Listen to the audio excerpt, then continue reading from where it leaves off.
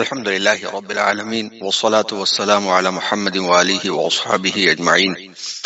أعوذ بالله من الشيطان الرجيم. بسم الله الرحمن الرحيم.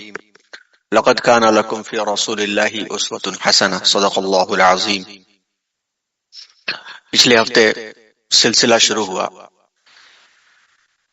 نبی آخر الزماں حضرت محمد مصطفیٰ صلی اللہ علیہ وسلم کے حقوق، جن کا ہر دم ہم کو خیال رکھنا ہے، جو ہمارے ایمان کے، ہمارے اعمال کے اور ہمارے اخلاق کا حصہ ہیں.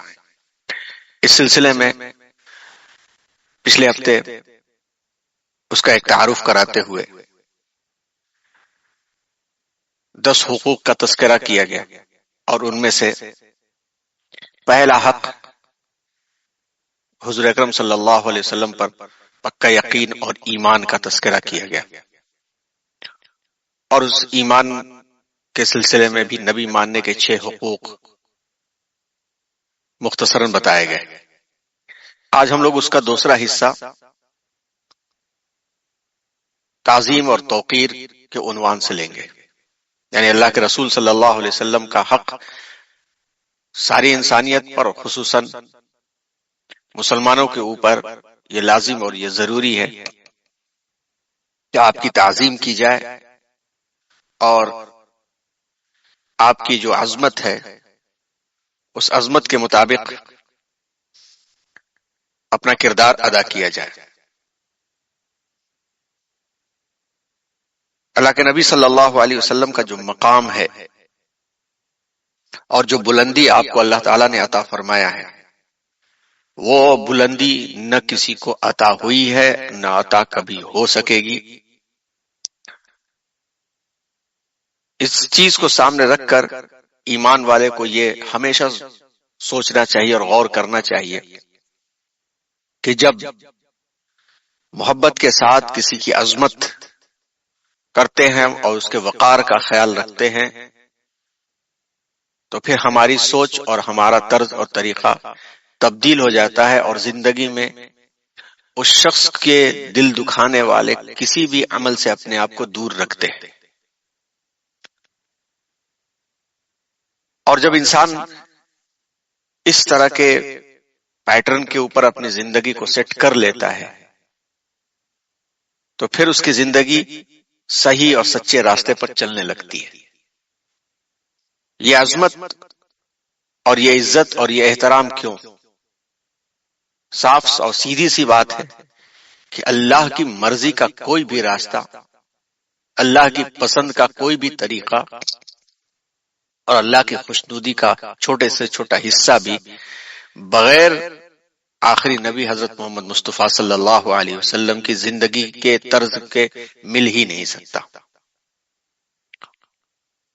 اور پھر قرآن مجید میں جس طرح سے اللہ تعالیٰ نے جگہ جگہ پر اپنے نام کے ساتھ اپنے رسول کی اطاعت کا تذکرہ کیا ہے، اس سے یہ بات بھی صاف طور پر ثابت ہوتی ہے کہ ہماری زندگی کا ہر لمحہ اور ہر سانس ان کی محبت میں اور ان کی محبت کے ساتھ ان کی زندگی کے چیزوں کو فالو کرنے میں ہی گزرنا ہے. اور یہ بڑی عظمت کی یہ نشانی ہے کہ قرآن میں 20 مقامات پر یہ تذکرہ کیا گیا. جہاں اطاعت والی بات بھی آئی وہاں بھی تذکرہ کیا گیا، اور جہاں پر مخالفت والے معاملے میں بات آئی تو وہاں بھی اللہ تعالیٰ نے اپنے ساتھ اپنے نبی کا تذکرہ کیا کہ اللہ کے نافرمانی کے ساتھ رسول کی نافرمانی نہ کرنا. یہاں تک کہ جب ہم دیکھتے ہیں کہ قرآن مجید میں چند معاملات میں جس میں لعنت بھیجی گئی، جس میں سب سے بڑا معاملہ سود کا ہے، سورہ بقرہ کی آیت نمبر 279 میں یہ بات کہی گئی. وہاں پر اللہ تعالیٰ نے فرمایا بسم اللہ الرحمن الرحیم فَإِن لَّمْ تَفْعَلُوا فَأْذَنُوا بِحَرْبٍ مِّنَ اللَّهِ وَرَسُولِهِ. یہاں پر سود خوری کو اللہ نے جنگ قرار دیا تو وہاں بھی اپنے رسول کا نام لیا کہ اور اگر تم ایسا نہیں کرتے تو اللہ اس کے رسول کی طرف سے جنگ ہے تمہارے لیے. ایسے ہی کئی مقام پر سورہ توبہ میں دیکھا جائے، وہاں پر بھی اللہ تعالیٰ نے عند اللہ و عند رسولہ کہہ کر کے آپ کے مقام کو بلند فرمایا۔ منافقوں کے تعلق سے بھی بات کہی گئی کہ جو منافق بہانے کر رہے ہیں، دھوکے دے رہے ہیں، خاص طور پر غزوہ تبوک کے موقع پر، وہاں پر بھی اللہ تعالیٰ نے اس بات کو صاف طور پر فرما دیا، لقد لن نؤمن لكم قد نبأنا الله من اخباركم وسيرى الله عملكم ورسوله۔ اللہ نے تمہاری ساری خبریں ہمیں بتا دی ہیں، ابھی اللہ اور اس کے رسول تمہارا کام دیکھیں گے۔ ایسے ہی اللہ تعالیٰ نے جہاں ایمان والوں کی کامیاب زندگی اور کامیابی سے ہمکنار ہونے کا تذکرہ فرمایا، جیسا کہ سورہ صف کے اندر ہے، یا ایھا الذین آمنوا هل ادلکم علی تجارۃ تنجیکم من عذاب علیم تؤمنون باللہ ورسولہ۔ اگر اے ایمان والو، کیا تم کو ایسی تجارت نہ بتاؤں جو تم کو دردناک عذاب سے بچا لے؟ تو تم کو چاہیے کہ اللہ اور اس کے رسول پر ایمان لاؤ۔ یا ایھا الذین آمنوا اطیعوا اللہ واطیعوا الرسول، کئی جگہ پہ کہا گیا۔ یا ایھا الذین آمنوا اتقوا اللہ وقولوا قولا سدیدا یصلح لکم اعمالکم ویغفر لکم ذنوبکم ومن یطع اللہ ورسولہ فقد فاز فوزا عظیما۔ اللہ کی اطاعت اور اس کے رسول کی اطاعت۔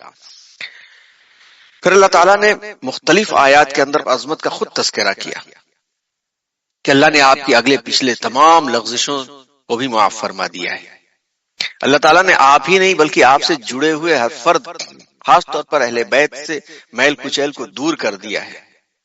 اور اللہ تعالیٰ نے یہاں تک بھی فرما دیا کہ جو لوگ آپ کے ہاتھ پر بیعت کر رہے ہیں، بیعت رضوان صلح حدیبیہ سے پہلے تذکرہ فرمایا، ان الذین یبایعونک انما یبایعون اللہ، سورہ فتح میں فرمایا گیا کہ جو لوگ آپ سے بیعت کر رہے ہیں در حقیقت وہ اللہ سے بیعت کرتے ہیں اور کر رہے ہیں۔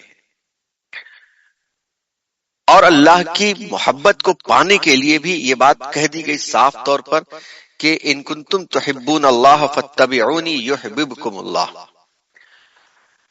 اور اس بات میں بھی یہ بات ثابت ہوتی ہے کہ اللہ سے تم محبت کرنا چاہتے ہو تو پھر نبی کو فالو کرو۔ اس سے معلوم یہ ہوتا ہے کہ ہماری زندگی کے اندر ہر آن اور ہر لمحے اللہ کے رسول صلی اللہ علیہ وسلم کی تعظیم اور وقار کے مطابق ہی کام ہونا چاہیے۔ اس سلسلے میں ہم یہ دیکھیں گے کہ یہاں تک حق اللہ کے رسول صلی اللہ علیہ وسلم کا امت کے اوپر لازم کر دیا گیا کہ آپ کی تعظیم کی جائے اور دل و جان سے آپ کو احترام کیا جائے۔ اسی لیے قرآن میں یہ بات کہہ دی گئی کہ آپ کی حیات مبارکہ میں آپ صلی اللہ علیہ وسلم کو نام لے کر کے پکارنے والے یا آپ کی موجودگی میں اونچی گفتگو کرنے والے صحابہ کو منع کیا گیا اور انہیں آپ صلی اللہ علیہ وسلم کا احترام کرنے کی سخت تلقین کی گئی۔ سورہ نور آیت نمبر 64 میں فرمایا گیا، لا تجعلوا دعاء الرسول بینکم کدعاء بعضکم بعضا، رسول کو تم اس طرح مت بلاؤ صلی اللہ علیہ وسلم جیسا کہ تم آپس میں ایک دوسرے کو بلاتے ہو، یعنی آپ کو مخاطب کرنے کے لیے بھی عام طور پر جس طرح سے انسان ایک دوسرے کا نام لے کر کے پکارتا ہے، وہ نام لے کر کے بھی پکارنے کی اجازت نہیں ہے۔ آپ کے بعد ہم سب کے لیے بھی اس طرح سے پکارنے کی اجازت نہیں ہے کہ سادہ سیدھا نام پکار لیا جائے، اس کے ساتھ کچھ نہ کچھ احترام کے الفاظ اور درود کے الفاظ ضرور لگائے جائے۔ چنانچہ امت اس بات کا اہتمام کرتی ہے کہ جب بھی نام محمد آتا ہے تو فوراً حضرت محمد صلی اللہ علیہ وسلم یا حضرت محمد مصطفیٰ صلی اللہ علیہ وسلم کا لفظ استعمال کرتی ہے، اور عام طور پر احترام کی وجہ سے نام بھی نہیں لیتی۔ نبی کریم صلی اللہ علیہ وسلم، حضور اکرم صلی اللہ علیہ وسلم، آپ صلی اللہ علیہ وسلم یہ الفاظ استعمال امت کیا کرتی ہے۔ سورہ حجرات کی آیت یہ تو خاص طور پر تنبیہ کے لیے حضرت ابو بکر صدیق، حضرت عمر فاروق رضی اللہ تعالیٰ عنہ اور صحابہ کرام کے سامنے نازل ہوئی، جس میں ایک مسئلے کے اوپر حضرت ابو بکر صدیق اور حضرت عمر فاروق رضی اللہ تعالیٰ عنہما بحث کرتے کرتے ان کی آواز تھوڑی بلند ہونے لگی اللہ کے رسول صلی اللہ علیہ وسلم کی موجودگی میں، تو اللہ تعالیٰ نے فوراً اصول نازل فرما دیا کہ یا ایھا الذین آمنوا لا ترفعوا اصواتکم فوق صوت النبی ولا تجهروا له بالقول كجهر بعضکم لبعض ان تحبط اعمالکم وانتم لا تشعرون، اے ایمان والو نبی کی آواز سے اپنی آواز اونچی نہ کرو اور ان کے سامنے بلند آواز سے اس طرح بات نہ کرو جس طرح تم آپس میں ایک دوسرے سے بلند آواز بات کرتے ہو، ورنہ تمہارے اعمال برباد ہو جائیں گے، تمہیں اس بات کا احساس تک نہ ہوگا۔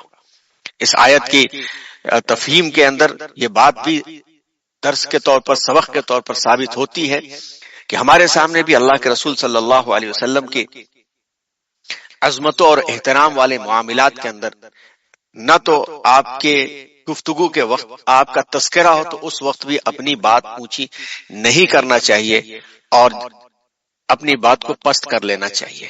یہاں پر ہمارے لیے ایک غلط راہ نکل آئی ہے کہ جیسے ہمارے پروگرام ہوتے ہیں، ہمارے جلسے ہوتے ہیں، ہماری نشستیں ہوتی ہیں، تو نشستوں میں بظاہر تو ہم یہ کہتے ہیں کہ اللہ کے بابرکت کلام سے اس مجلس کا آغاز ہوگا، اور اللہ کے بابرکت کلام کے بعد نبی کریم صلی اللہ علیہ وسلم کی شان میں عقیدت میں نعت شریف کا نذرانہ پیش ہوگا، اور یہ دونوں اعلان کے بعد پورا کا پورا مجمع اپنے اپنے کاموں میں کرسیاں سیدھا کرنے میں، کسی کو اشارے کرنے میں، بٹھانے میں، پوری گستاخیوں میں گزر جاتا ہے۔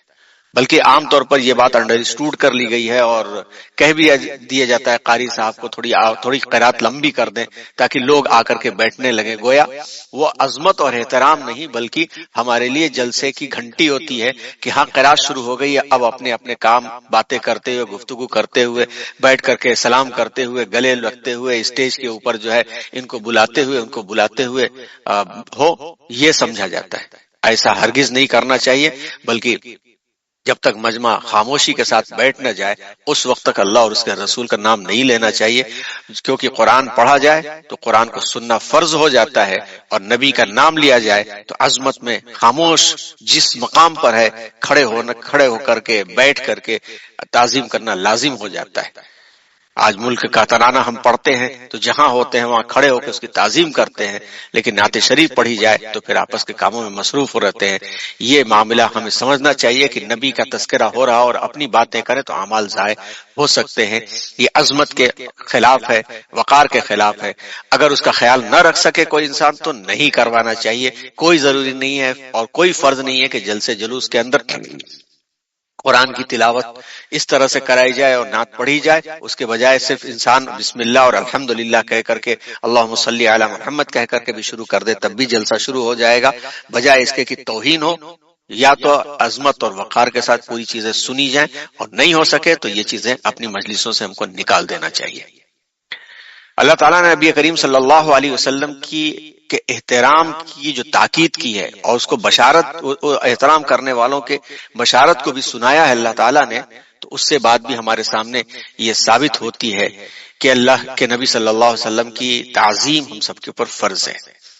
فرمایا اللہ تعالیٰ نے سورہ اعراف کی آیت نمبر 156 کے اندر، فالذین آمنوا به وعزروه ونصروه واتبعوا النور الذی انزل معه اولئک هم المفلحون۔ لہذا جو لوگ اس نبی پر ایمان لاتے ہیں، ان کی تعظیم کرتے ہیں، ان کی مدد کرتے ہیں، اس نور کی اتباع کرتے جو ان پر اتارا گیا، یعنی قرآن کلام الہی، ایسے لوگ ہی کامیابی پانے والے ہیں۔ تو اس سے بھی معلوم ہوا کہ کامیابی کے راستے اللہ کے نبی صلی اللہ علیہ وسلم کی مکمل تعظیم اور توقیر میں ہی گزرتے ہیں اور گزرنا چاہیے۔ اور پھر اللہ تعالیٰ نے یہ بشارت بھی دی خاص طور پر، انا ارسلناک شاہدا ومبشرا ونذیرا لتؤمنوا باللہ ورسولہ وتعزروہ وتوقروہ وتسبحوہ بکرۃ واصیلا۔ یقیناً ہم نے آپ کو گواہی دینے والا، خوشخبری سنانے والا اور ڈرانے والا بنا کر کے بھیجا ہے تاکہ اے مسلمانوں تم اللہ اور اس کے رسول پر ایمان لاؤ اور اس کی مدد کرو، اس کا ادب کرو، احترام کرو، اور صبح و شام اس اللہ کی تسبیح بیان کرو۔ حضرت عروہ ابن مسعود ثقفی رضی اللہ عنہ جو صلح حدیبیہ کے وقت تک مشرک تھے، قریش کے نمائندے بن کر رسول اللہ صلی اللہ علیہ وسلم کے پاس واپس آئے تھے۔ جب قریش کے پاس گئے تو انہوں نے جو کارگزاری سنایا، جو رپورٹ دیا، اس سے بھی اندازہ ہوتا ہے کہ صحابہ کرام کتنی تعظیم کرتے تھے۔ اور انہوں نے کہا، میری قوم، اللہ کی قسم میں نے بڑے بڑے بادشاہوں کو دیکھا ہے، میں بڑے بڑے بادشاہوں سے مل چکا ہوں، میں نے قیصر و کسریٰ اور نجاشی جیسے بادشاہ بھی دیکھے، لیکن اللہ کی قسم میں نے ایسا بادشاہ نہیں دیکھا جس کی اس کے ساتھ اتنی تعظیم کرتے ہو جتنی تعظیم محمد صلی اللہ علیہ وسلم کی ان کے ساتھ ہی کرتے. خدا کی قسم اگر وہ کھنکھارتے بھی ہیں تو ان کے منہ سے نکلنے والا بلغم بھی کسی ساتھی کے ہی ہاتھ پہ گرتا ہے، جسے وہ اپنے چہرے پر اپنے جلد پر مل لیتا ہے. جب وہ کوئی حکم جاری کرتے ہیں تو ان کے ساتھی اس پر فوراً عمل کرتے ہیں. جب وہ وضو کرتے ہیں ان کے ساتھیوں میں سے ہر ایک کی یہ کوشش ہوتی ہے کہ وضو والا پانی اسے مل جائے. جب وہ آپس میں گفتگو کرتے ہیں تو ان کے پاس اپنی آوازوں کو پست رکھتے ہیں اور ان کی تعظیم کی بنا پر ان سے نظریں ملا کے بات نہیں کرتے. اور اس سے بڑی عظمت کیا ہو سکتی ہے کہ اللہ تعالیٰ نے یہ اعلان فرمایا وَرَفَعْنَا لَكَ ذِكْرَكَ أَلَمْ نَشْرَحْ لَكَ صَدْرَكَ وَوَضَعْنَا عَنْكَ وِزْرَكَ الَّذِي أَنْقَضَ ظَهْرَكَ وَرَفَعْنَا لَكَ ذِكْرَكَ. اے نبی، اور کس زمانے میں یہ آیتیں نازل ہوئی؟ مکہ مکرمہ میں، جس وقت غموں کے بوجھ سے آپ ہلکان ہوئے جا رہے تھے اور ہر وقت ایک تناؤ ہوتا، گالیاں سننی پڑتی تھیں، اور مکے کے حالات نہایت ہی مشکل تھے کہ جان کے در پہ لوگ تھے. ایسے وقت میں اللہ تعالیٰ نے تسلی دیتے ہوئے آپ کو انعام فرمایا کہ آپ کا مقام ہم نے بلند کر دیا. یہ آیت اللہ کے نبی صلی اللہ علیہ وسلم کی عظمت کو اس طرح سے ثابت کرتی ہے جس کو حافظ شیرازی نے یہی کہہ کر کے ثابت کیا، اور اس سے بہتر کوئی بات نہیں ہو سکتی کہ عبادت خدا بزرگ تو یہ قصہ مختصر ہے. آسمان اور زمینوں میں آپ کے چرچے ہیں، قیامت تک آپ کے چرچے ہوتے رہیں گے. اذانوں میں 5 وقت پوری دنیا کے اندر اذانیں چلتی رہیں گی، اور اس وقت تک اشہد ان محمد رسول اللہ کے ساتھ آپ کا کلمہ بلند ہوتا رہے گا، کونے کونے میں بلند ہوتا رہے گا. ایک جگہ اذان کا وقت ختم ہوا، دوسری جگہ شروع ہو جاتا ہے. ایک جگہ ظہر کی اذان ہوئی تو ایک جگہ عشاء کی اذان ہوتی، ایک جگہ فجر کی اذان ہوتی ہے. ہر آن ہر لمحے آپ کا نام بلند ہوتا رہے گا. جمعہ ہو یا عیدین ہو، کوئی خطبہ ہو، اس میں آپ کا نام بلند ہوتا رہے گا.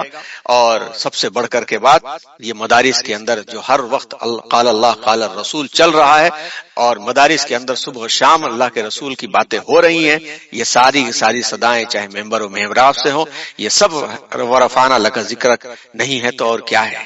معلوم یہ ہوا کہ بہار اب جو دنیا میں آئی ہوئی ہے یہ سب پود انہی کی لگائی ہوئی ہے. اسی لیے ہمارے لیے عزت اور احترام، ہمارے گھر میں عزت و احترام اور وقار کا پورا خیال رکھنا ہمارے اوپر فرض ہے. یا صاحب الجمال و یا سید البشر من وجهك المنیر لقد نور القمر لا يمكن الثناء كما كان حقه. بعد از خدا بزرگ تو یہ قصہ مختصر. بات بس اتنی ہے کہ اللہ کے بعد صرف آپ ہی کا مقام ہے. اس سلسلے میں ہم غور کریں تو شان رسالت کی بھی 6 ایسی خصوصیات نکل کر کے آتی ہیں جو خصوصیات کسی کو نہیں دی گئی، اور اس بنیاد پر بھی آپ صلی اللہ علیہ وسلم کی عزت اور احترام اور آپ کی عظمت ہمارے دل و جان کے اندر اترنا لازم ہے.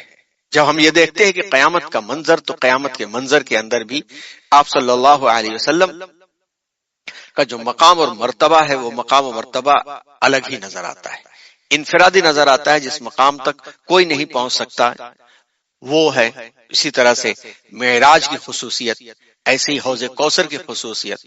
پھر قرآن مجید میں ادب کا جو حکم دیا گیا وہ کسی اور کے لیے ایسا نہیں دیا گیا. اور آخری اور نبی رسول اور ہونے کے ناطے بھی آپ کا مقام اور کردار بڑھ جاتا ہے.